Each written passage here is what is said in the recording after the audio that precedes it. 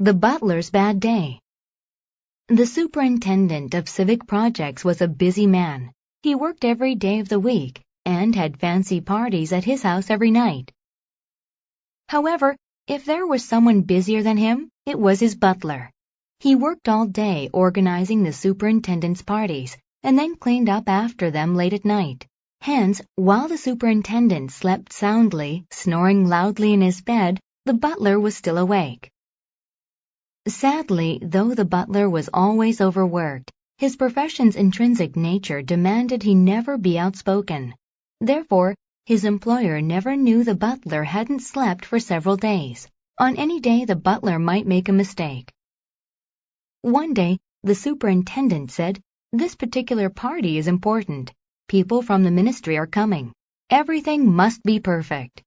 The butler began preparing at once.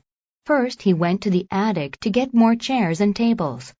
But on his descent, he realized he needed to make the food. A gourmet dinner was necessary for such a party. He boiled water in a kettle for soup and chopped some beef into chunks. Just as he was starting the soup, he remembered that he had to sweep the veranda. As he was sweeping the veranda, he realized that he had to clean the sauna. By this time, the first guests had arrived. The veranda was still dirty. There were not enough chairs for the guests to sit on, and the soup tasted too pungent. Some guests were dissatisfied. They started to make a fuss, and the party was filled with a din of complaints. The superintendent's party was a disaster. He wondered why his butler had made so many mistakes. At last, the butler admitted to being exhausted. His boss felt pity for the butler. He had no idea the butler was so tired. He said, "You should have told me earlier. Then we could have avoided this whole ordeal."